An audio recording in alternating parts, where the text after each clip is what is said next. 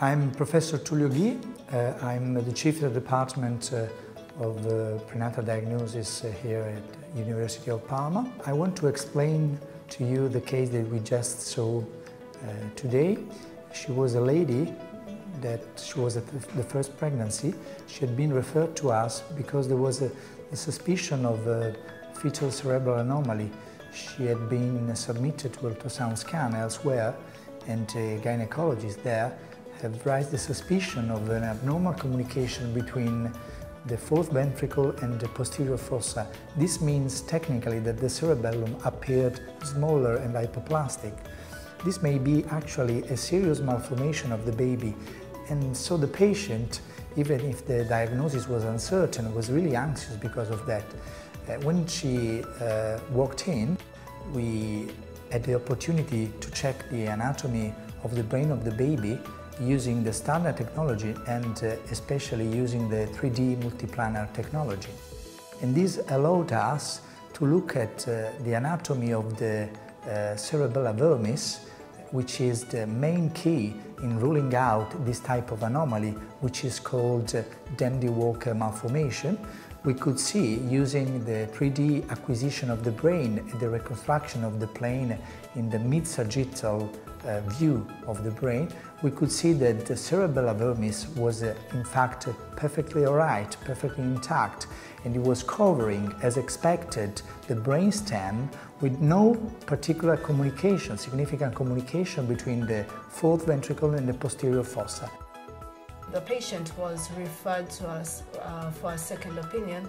The use of 3D ultrasound, of the 3D software, helped us in this case to be able, in just one image, so in a sweep of the axial plane, we were able to see both the coronal and the sagittal planes. And in these three planes, we are able, in just one sweep, to be able to see all the structures of the brain, and we were able to tell the patient or tell her that the abnormality that had been suspected was there. At the end of the ultrasound scan, we have used a particular and very, very recent tool that Samsung machine has developed, which is called 5D CNS. This is a particularly skilled automatic system that allows the operator to obtain a comprehensive view of the main structure of the brain. You just need to acquire a volume of the fetal head. You are asked by the machine to point the thalami and the cavum septum pellucidi, which are two structures very easy to detect and identify also by a basic level operator, and after that the machine is able to reconstruct the main structure of the brain and to do the measurement of the fetal head circumference, biparietal diameter and the fetal ventricle and cerebellum. So that was a very recent acquisition that has introduced and reinforced the concept of automotation in fetal ultrasound.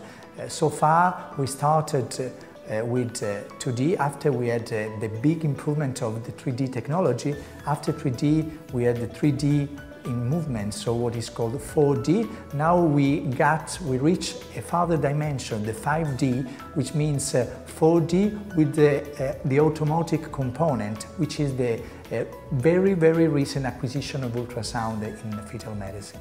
At the end, I would like to mention the fact that this type of ultrasound scan examination are really helpful for the entire team working in a place, because we can store images, volumes that we can analyze separately with our colleagues, and trying to look at the images together. This may help us, for example, to understand which was the best approach in looking at the particular structure, and for example trying to understand which may be the best solution the following time in disclosing a certain type of anomaly or in ruling out a specific type of defect.